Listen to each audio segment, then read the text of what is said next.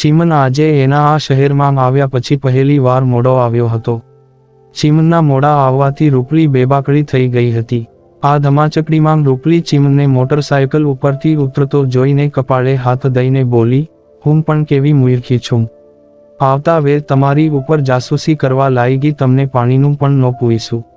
રૂપલી થેલી લઈને અંદર ગઈ. ચીમન પણ સાથે અંદર આવ્યો અને રૂપલીને બોલ્યો, પાણીનું રહેવા દે, હું જાતે પી લઈશ, પણ પહેલા આ પહેરીને મને બતાવ. રૂપલી પતિવ્રતા સ્ત્રી હતી. ચીમનની ના છતાં એણે પાણી ભરીને આપ્યું. પછી ચાની તપેલી હાથમાં લેતા બોલી, હું ચા બનાવી લઉં પછી પહેરું. ચીમને રૂપલીના હાથમાંથી ચાની તપેલી લઈ લીધી અને બોલ્યો, પહેલા તું પહેર, મારે જોવું છે પછી બીજી વાત. રૂપલીને પણ ઉત્સુકતા હતી. એ જાજી દલીલ કર્યા વગર કમરામાં અંદર જતી રહી. રૂપલી કમરામાં ગઈ. થેલીમાં જોયું તો પંજાબી ડ્રેસ હતો. એણે પંજાબી ડ્રેસ ક્યારેય પહેર્યો નહોતો. લગ્ન પહેલા ગામમાં હતી ત્યારે બુશકોટ અને ચણિયો મોટે ભાગે પહેરતી, જ્યારે લગ્ન પછી હંમેશા સાડી જ પહેરતી. પંજાબી ડ્રેસને પહેલા એણે ખોલ્યો પછી મૂંઝાઈ, આને ક્યારેય પહેર્યો નથી, કેવો લાગશે. અરીસાની સામે ઊભા રહીને શરીર ઉપર મૂકીને એણે ઉપરથી માપ લીધું. ડ્રેસ થોડો મોટો લાગ્યો. એ બહાર આવી. ડ્રેસ પહેર્યા વગર બહાર આવતા જોઈને ચીમને હાથથી ઇશારો કર્યો, શું થયું? રૂપલી ચીમનની નજીક આવી. મેં આવા લુગડા કયે પહેર્યા નથી, કેવા લાગશે? જુઓ ને, થોડો મોટો પણ થાય છે. રૂપલીએ ડ્રેસને પોતાના શરીર ઉપર ફેલાવતા કહ્યું. હકીકતમાં રૂપલીએ આવા કપડાં ક્યારેય પહેર્યા ન હતા. એને શરમ આવતી હતી. ચીમને રૂપલીને પ્રેમથી કહ્યું, જેવો લાગે એવો એકવાર પહેરી તો જો. રૂપલી ચીમનનું માન રાખવા ચીમન સામે જોતા જોતા માથું હલાવતી અંદર ગઈ. ચીમન રૂપલીની રાહ જોતો હતો. રૂપલી પંજાબી ડ્રેસ પહેરી શરમાતી બહાર આવી. રૂપલીને જોઈને ચીમન હસવા લાગ્યો. ચીમને હસતો જોઈને રૂપલી મોઢું મચકોટા બોલી, વધારે દાંત કાઢશો તો હું અંદર વહી જઈશ. ચીમન હસતો હતો. એમાં કંઈ ખોટું પણ ન હતું, કારણ કે રૂપલીનો દેખાવ જ કંઈક એવો હતો. એક તો એ થોડી પાતળી હતી, ઉપરથી એને ડ્રેસ મોટો થતો હતો. શરીરને કોઈ કોથળામાં બંધ કરી દીધું હોય એવું લાગતું હતું. અને પાછું શરમમાં રૂપલીએ પોતાના બંને હાથ પેટ ઉપર એવી રીતે રાખ્યા હતા કે જાણે શરીરને સંકોચીને ભેગું ના કરી દીધું હોય. રૂપલીનો દેખાવ વિચિત્ર લાગતો હતો. ચીમન માટે આ દેખાવ નવો હતો. પોતાનું હસવું રોકી શકતો ન હતો. એ ફરી હસવા લાગ્યો. ચીમને હસતો જોઈને રૂપલી પાછી ફરવા ગઈ. ચીમને એનો હાથ પકડી લીધો અને બોલ્યો, અરે ગાંડી, તને આ રીતે પહેલી વાર જોઈ એટલે હસવું આવી ગયું. આટલું બોલી એણે પ્રેમભરી નજર રૂપલી તરફ ફેંકી અને બોલ્યો, તારા શરીરથી ડ્રેસ થોડો મોટો લાગે છે. રૂપલીએ છણકો મારીને તરત કહ્યું, હું તો કહેતી તી પણ બંદા માને તો ને. ચીમને રૂપલીનો પકડેલો હાથ દબાવ્યો. રૂપલીને થોડું દર્દ થયું. ચીમને આંખોથી શરારત કરી અને બોલ્યો, ડ્રેસ મોટો લાગે છે, હવે શું કરીશું? રૂપલીએ એનો હાથ છોડાવ્યો અને ડ્રેસને પહોળો કરીને બતાવ્યો, આટલો બધો મોટો છે. આટલું બોલી ચીમન સામે જોયું. ચીમન હજુ હસતો હતો. એને હસતો જોઈ રૂપલીએ આંખો ઝીણી કરી અને ફરી બોલી, બદલાવાની શરત રાખીને આવ્યા છો ને? રૂપલીનો સવાલ સાંભળી ચીમન મૂંઝાયો. એણે આજ દિવસ સુધી આવી ખરીદી ક્યારેય કરી નહોતી. એ પોતા માટે ખરીદી કરવા જતો ત્યારે એને પસંદ હોય અને માપનું હોય એવું જ લેતો, એટલે પાછું આપવાનું અને બદલવાનો ક્યારેય સવાલ જ થયો નહોતો. આ તો રૂપલીને રાજી કરવા અને એને અચાનક ચોંકાવવા આ રીતે પહેલી વાર કંઈક ખરીદવા ગયો હતો. રૂપલીનો સવાલ સાંભળી ચીમન અવઢવમાં પડી ગયો. રૂપલી સામે જોવા લાગ્યો. ચીમને એની સામું જોતા જોઈ રૂપલી સમજી ગઈ. એ બોલી, મૂંગે મૂંગા લઈ આવ્યા ને? હાસુ બોલો, પહેલી વાર આવી રીતે લઈને આવ્યા ને? આ સાંભળી ચીમન માથું હલાવી હા ના કરતો બોલ્યો, હા, હું તને ચોંકાવવા માંગતો હતો. પહેલી વાર હતું એટલે મને તારા શરીરના માપનું ભાન ના રહ્યું. રૂપલી ચીમનની વધારે નજીક આવી અને ચીમનના હાથ પોતાની કમર ઉપર મૂકતા બોલી, ક્યારેક આમ હાથ મૂક્યો હોય તો માપની ખબર પડે ને. રૂપલી મસ્તીમાં હતી. ચીમન પણ એની મસ્તીમાં સાથ પુરાવતો હોય એ રીતે રૂપલીની કમર દબાવીને બોલ્યો, આને હવે શું કરશું? કમર દબાતા રૂપલીના મોંમાંથી સિસકારો નીકળી ગયો. એણે કમર છોડાવી પછી કમરા તરફ વળતા બોલી, હવે શું એટલે? હાલો લુગડા બદલો. હું પણ લુગડા બદલી ચા મૂકું છું. ચા પીને આપણે આને બદલાવતા આવીએ. ભલે, ચીમને કહ્યું, પરંતુ મનમાં કંઈક આવતા એ તરત પાછો બોલ્યો, બદલાવી આપશે. રૂપલી કમરાના દરવાજા સુધી પહોંચી ગઈ હતી અને દરવાજો બંધ કરતી હતી. ચીમનની વાત સાંભળી દરવાજો બંધ કરતા બોલી, "એનો બાપ પણ બદલાવી આઈકશે." રૂપલીના શબ્દો સાંભળી આ વખતે ચીમન બિચારો લાગતો હતો. ખરીદીની બાબતમાં પુરુષો સ્ત્રી કરતા નબળા હોય છે. દુકાનદાર સાથે ભાવતાલ ન કરવા, એક જ વસ્તુ માટે જાજી દુકાનોમાં ન જવું, પસંદ પડે કે તરત લઈ લેવું, જાજી માથાકૂટમાં ન પડવું, આ બધું મોટા ભાગના પુરુષોના લોહીમાં હોય છે. જ્યારે સ્ત્રીઓ જન્મથી જ ખરીદીમાં ઉસ્તાદ હોય છે. ભાવતાલ તો એવી રીતે કરતી હોય છે જાણે કોઈ જંગ લડતી ન હોય. વધુ સારું મળવાની લાલસાએ આખું બજાર ફરી વળતી હોય છે. બધું 10 વાર તપાસ્યું હોય, બધી રીતે માપીને 2 જણીઓને પૂછ્યું પણ હોય કે કેવી લાગુ છું, છતાં ઘણી સ્ત્રીઓને એવી દુકાનદારને ટકોર કરવાની ટેવ હોય છે, "જો ભાઈ નહીં ગમે તો પાછું આપી જઈશ." ચીમન પણ સામાન્ય પુરુષ જ હતો. આજે હવે એને રૂપલીને અનુસરવાનું હતું. ચા પીને દંપતી પંજાબી ડ્રેસ બદલવા પડ્યું. ચીમનનો આ પહેલો અનુભવ હતો તો સામે રૂપલી માટે પણ આ શહેર નવું હતું. એને અહીંના લોકોનો અનુભવ નહોતો. બંને આજે નવો અનુભવ લેવા નીકળ્યા. અલકાપુરી વિસ્તાર નજીક જ હતો. ચીમને નબળી ચીજ ગમતી ન હતી, એટલે એને સારી એવી મોટી દુકાનેથી ડ્રેસ ખરીદ્યો હતો. મધ્યમ કદના એક શોરૂમ આગળ ચીમને મોટરસાયકલ ઊભી રાખી. શોરૂમનું નામ હતું અનુપમ એમ્પોરિયમ. રૂપલીને શોરૂમ જોતા જ લાગ્યું કે ડ્રેસ મોંઘો હશે. આવડા મોટા શોરૂમમાં એ 1-2 વાર ગઈ હતી, પરંતુ ક્યારેય આ રીતે વસ્તુ બદલી નહોતી. એને થોડી ગભરામણ થઈ પણ તરત જાતને સંભાળી લીધી. બંને અંદર ગયા. દુકાનમાં 3-4 લોકો હતા જે દુકાનના માણસો જ હતા અને એકાદ ગ્રાહક હશે જે કંઈક ખરીદી કરતું હશે. દુકાનના શેઠ મોટી ફાંદ સાથે સોનાનો મોટો દોરો પહેરીને થડે બેઠા હતા. બંનેને અંદર પ્રવેશતા શેઠે બંને ઉપર તીછરી નજર નાખી. ચીમને જોઈને ઓળખી ગયા કે આ ભાઈ થોડી વાર પહેલા જ આવ્યા હતા અને રૂપલીનો રંગઢંગ જોઈને લાગ્યું કે આ બેન ગામથી આવ્યા છે. ચીમને વાત કેમ કરવી એ ખબર ના પડી. એણે અચકાતા કહ્યું, "થોડીવાર પહેલા આ ડ્રેસ લઈ ગયો હતો, પરંતુ મારા પત્નીને આ મોટો થાય છે, એને બદલાવવો છે." શેઠને એમ કે આ ભાઈ અચકાય છે અને બેન ગામડાના લાગે છે, એટલે લાવને તાગી લવ. અમે એકવાર માલ વેચીએ પછી પાછો નથી લેતા. ચીમન જ્યારે લેવા આવેલો ત્યારે દુકાનદારને એ નવો નિશાળીઓ લાગેલો, જેથી એના માણસે એને જે ડ્રેસ વેચાતો નહોતો એ જ પધરાવેલો. દુકાનદારની વાત સાંભળી રૂપલીએ વાતનો દોર એના હાથમાં લઈ લીધો. "અમે ક્યાં પાછો આપવા આવ્યા છીએ? અમારે ખાલી બદલાવો છે."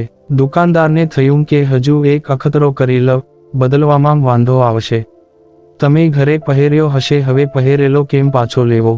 રૂપલીનો અવાજ થોડો મોટો થઈ ગયો. "વાહ રે ભાઈ, હારા બાના છે. કેમ તમારી આ આવડી મોટી દુકાનમાં લોકો એમ જ જોયા કે પહેરીને માપ લીધા વગર લઈ જાય છે?" રૂપલીના સવાલો સાંભળી શેઠ ઢીલા પડી ગયા. એને વહેંચનાર એના છોકરાને ઈશારો કર્યો. રૂપલી શેઠને થોડું વધારે સંભળાવતા બોલી, "મારા પતિ થોડા બોરા છે. જો એકલા આવ્યા હોત તો તમે એમને પાસા જ કાઢત ને. થોડા ઈમાનદાર બનો." દુકાનદાર રૂપલીની સામે જોવા લાગ્યો. જ્યારે ચીમન પોતાને બિચારો કહેનારી રૂપલી તરફ જોતા વિચારવા લાગ્યો, "ખરેખર આજે હું તારી સામે બિચારો છું." રૂપલીએ ઘણા ડ્રેસ જોયા. પહેરીને એ ચીમને બતાવતી ગઈ.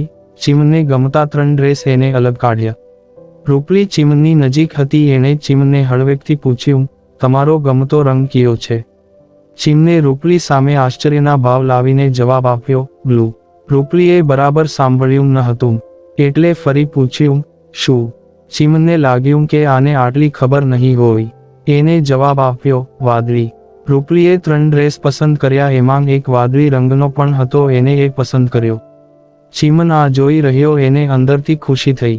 રૂપલી અને ચીમન ડ્રેસનું બિલ સરભર કરીને જતા હતા. ત્યાં જતા રૂપલી પેલા શેઠને બોલી, "અમારે તો બીજા 2 ડ્રેસ લેવા હતા, પણ તમારો વહેવાર જોઈને માંડી વાળ્યું." આ સાંભળી શેઠ રૂપલીને જોઈ વિચારવા લાગ્યો, આ બાઈ ગામડાની નીકળી કે હું? ચીમને પણ આજે રૂપલીનું એક નવું રૂપ જોયું હતું. આજે પહેલી વાર ચીમન એની સામે બિચારો લાગતો હતો. એનાથી પણ બોલી જવાયું, "આજે તો કમાલ કરી નાખી." રૂપલી આ સાંભળી ફક્ત હસી. રૂપલીનો સ્વભાવ એવો હતો કે પોતાના માટે એ ચૂપ રહેતી, પરંતુ એને ગમતા લોકો અને કુટુંબ માટે એ ગમે તેની સામે ઊભી રહી જતી. રૂપલીને શરૂઆતમાં પંજાબી ડ્રેસ પહેરવામાં અગવડતા પડતી હતી, પણ ચીમન માટે એ બધું કરવા તૈયાર હતી. ધીરે ધીરે પોતાની જાતને અને મનને પંજાબી ડ્રેસને અનુરૂપ બનાવી દીધું. જેમ જેમ સમય પસાર થતો ગયો તેમ તેમ એ ચીમન કહેતો એ રીતે પરિવર્તન કરતી ગઈ. રૂપલી હવે બદલાઈ ગઈ હતી. એણે શહેરની હવા પ્રમાણે બદલાવ અપનાવી લીધો. એ હવે આ શહેરની બની ગઈ, પરંતુ શહેર એનું બનશે કે કેમ એ કહેવું અત્યારે મુશ્કેલ છે. અઠવાડિયામાં એકવાર સાસુને ફોન કરવાનું એ ચૂકતી નહીં. જ્યારે પણ ફોન કરતી ત્યારે સાસુ એક જ વાત પૂછતા, હંધુની બરોબર તો છે ને? ત્યારે રૂપલી હરખથી જવાબ આપતી, હા બા, હંધુની બરાબર છે. તમે તમારી આ વહુને જોહો તો ઓળખશો નહીં. સવિતાબેન વહુની વાત સાંભળી શાંતિ અનુભવતા. જ્યારે સાસુને ફોન કરતી ત્યારે પોતાના બા અને બાપુને પણ ફોન કરતી. વડોદરા આવ્યાને 6-7 મહિના જેવો સમય થઈ ગયો હશે. રૂપલી એના બા બાપુને પહેલી વાર આટલો લાંબો સમય મળી નહીં હોવી. એને હવે એના બા બાપુની યાદ આવતી હતી. આજે એને મન થયું કે ચીમન સાથે વાત છેડું. રૂપલી નિત્યક્રમ પ્રમાણે એ ચીમનની રાહ જોતી બહાર બેઠી. હવે રૂપલી અને ચીમનનો નિત્યક્રમ થઈ ગયો હતો. રૂપલી ચીમનનો રાહ નિરખતી. ચીમન આવે એટલે બેગ લઈ ચીમન માટે પાણી લાવવું અને વરંડામાં બેઠા બેઠા અને ચા પીતા પીતા આખા દિવસની વાતો કરવી. દરરોજની જેમ આજે પણ બંને ચા પીતા વરંડામાં બેઠા હતા. રૂપલી ઓટલા ઉપર બેઠી હતી અને ચીમન ખુરશી ઉપર બેઠો હતો. ચાની ચુસ્કીઓ લેવાતી હતી. ત્યાં રૂપલીએ વાત છેડી, મારી એક ઈચ્છા છે. આટલું બોલી એ ચીમનના મુખના ભાવ જોવા લાગી. ચીમન રૂપલીની વાત સાંભળી એની તરફ જોવા લાગ્યો. ચીમનને પોતાની તરફ જોતા જોઈને રૂપલીએ ફરી કહ્યું, ક્વ મારી ઈચ્છા? ચીમને આ વખતે બોલવું પડ્યું. કહે. રૂપલીએ મનની ઈચ્છા બતાવી, હું આયાંગ આવી એને 7 મહિના જેવું થવા આવ્યું છે. આ 7 મહિનામાં હું મારા બા બાપુને મળી નથી. આટલું કહેતા એ ચીમનના પ્રતિભાવ માટે થોભી. ચીમન એની વાત શાંતિથી સાંભળતો હતો. ચીમને પ્રતિભાવ આપ્યો, તો મળી આવ. રૂપલીને પ્રતિભાવ મળતા એ તરત બોલી, ના, મારે ન્યાંગ નથી જાવું. તમને એકલા મૂકીને જાવું મને નહીં ગમે. રૂપલીની વાત સાંભળી ચીમનના હોઠો ઉપર લુચ્ચું હાસ્ય આવી ગયું. ચીમનને લુચ્ચું હસતા જોઈને રૂપલીએ ચીમનના હાથો ઉપર ટપલી મારી અને બોલી, મને તેઓની યાદ આવે છે એટલે કહું છું. રૂપલીનો ગંભીર થતો ચહેરો જોઈને ચીમન પણ ગંભીર થતાં બોલ્યો, તારે ત્યાં જવું નથી તો તેઓને અહીંયા બોલાવી લઈએ. રૂપલી આ સાંભળી ગેલમાં આવી ગઈ. એ પ્રેમભરી નજરે ચીમન સામું જોઈને બોલી, તમે તો મારા મોઢાની વાત બોયલા. મારી ઈચ્છા પણ એવી જ કાનિક હતી. એમને આયામ બોલાવી લઈએ એટલે એ આ શેર પણ જોઈ લે, સાથે દીકરીનું ઘર પણ. રૂપલીના છેલ્લા શબ્દો સાંભળીને ચીમન રમતિયાળ અવાજે બોલ્યો, હા. એને પણ ખબર પડે ને કે જમાઈ દીકરીને બરાબર રાખે છે કે નહીં.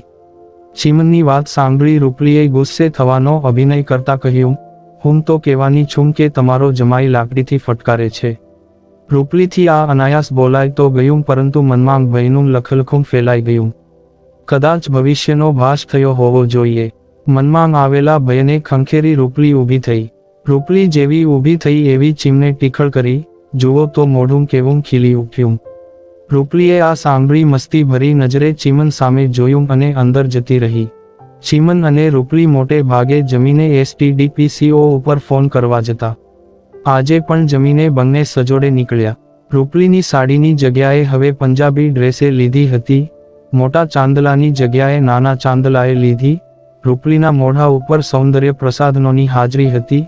પગમાં થોડી ઊંચી એડીના ચપ્પલ આવી ગયા હતા અને આ 7 મહિનામાં રૂપલીનું શરીર થોડું ભરાવદાર થયું હતું. આ બધાને લીધે રૂપલી દેખાતી હતી એના કરતાં વધારે સુંદર લાગતી હતી. ચીમન દરરોજની જેમ જીન્સ અને ટી-શર્ટમાં હતો. રૂપલી લોકોનું ધ્યાન આકર્ષિત કરતી હતી. ચીમને પહેલા ગલા ઉપરથી માવો લીધો. માવો ચોરતાંગ ચોરતાંગ રૂપલી સાથે ચાલતો હતો. STDPCO નજીક જ હતો. બંને STDPCO પહોંચ્યા. ચીમને સસરાને ફોન લગાવી રૂપલીને રિસીવર આપવા લાગ્યો. આ જોઈને રૂપલી બોલી, તમે વાત કરો ને, તમે કહો તો વધારે સારું લાગશે. ચીમને ઉતાવળે કહ્યું, હું વાત કરીશ પરંતુ પહેલા તું વાત કર, ત્યાં સુધીમાં હું માવો થૂંકી આવું. રૂપલી રિસીવર હાથમાં લેતા બોલી, માવા સાવવાવાળાનું આજ દુઃખ છે, ખબર નહીં આમાં હું મળે. ચીમને આ સાંભળ્યું ના સાંભળ્યું કરી થૂંકવા બહાર નીકળી ગયો. રૂપલીએ જેવું રિસીવર કાને મૂક્યું એવો સામેથી ફોન ઉપડવાનો અવાજ સંભળાયો. રૂપલીએ પૂછ્યું, કોણ? સામેથી અવાજ સંભળાયો, હું ગંગા. કેમ છે રૂપલી? રૂપલીના બા રૂપલીનો અવાજ ઓળખતા બોલ્યા, દીકરીનો અવાજ સાંભળી ગંગાબેન ભાવુક થઈ ગયા. દીકરી જવાબ આપે એ પહેલા બોલ્યા, બહુ ઝાઝા દીએ. બાના ઉપરા ઉપરી બે સવાલ અને ભાવુક અવાજ સાંભળી રૂપલી પણ થોડી ભાવનામાં તણાઈ ગઈ અને બોલી, મને હારું છે, ગયા શનિવારે તો ફોન કર્યો તો. દીકરીની વાત સાંભળી માના અવાજમાં ભીનાશ આવી ગઈ. દીકરી હારે રોજ વાતો કરીએ તોય ઓછી લાગે, આ તો અઠવાડિયું થયું. આ વખતે તો તમને આયામ બોલાવવા છે, ધરાઈને વાતો કરજે, રૂપલીએ સામે કહ્યું. રૂપલીની વાત સાંભળી ગંગાબેનનો ચહેરો પ્રફુલ્લિત થઈ ગયો. એનો વર્તારો અવાજમાં દેખાયો, દીકરીનું ઘર છે કેમ ના આવીએ, જમાઈને કેમ છે. આ બધી વાતો ચાલતી હતી ત્યાં ચીમન માવો થૂંકીને આવ્યો. ચીમને જોઈને રૂપલીએ તરત કહ્યું, આ રિયા બાજુમાં, બાપુ બાજુમાં છે. હા ઈ આયામ જશે, આઈપ જમાઈને હું એને ફોન આપું છું. જમાઈ બાજુમાં છે અને ફોન ઉપર વાત કરવા માંગે છે. એ સાંભળી ગંગાબેન ઉત્સાહમાં આવી બોલ્યા. રૂપલીએ ચીમને ફોન આપ્યો. ચીમને સસરા સાથે થોડી વાતો કરી અને વડોદરા આવવાનું આમંત્રણ આપ્યું. અમે અહીંયા ઘર વસાવ્યું છે એને 6-7 મહિના થઈ ગયા અને હવે રૂપલીને પણ તમારી યાદ આવે છે તો એકવાર અહીંયા આવી અમારું ઘર જોઈ જાવ અને અમને મળી જાવ. જમાઈનું આમંત્રણ સાંભળી સોમાબાઈ હરખમાં બોલ્યા, અમારી પણ ઈચ્છા છે ને રૂપલીના બા તો રૂપલી માટે રોજ મને કહે છે, અમે ઘર પરિયાણ કરીને આવવાનું નક્કી કરીએ. ચીમને ભાર દઈને કહ્યું, એમાં શું પરિયાણ કરવાનું હોય, આવવાનું જ છે. સસરા જમાઈને ના ન કહી શક્યા અને આવવાનું ગોઠવાઈ ગયું.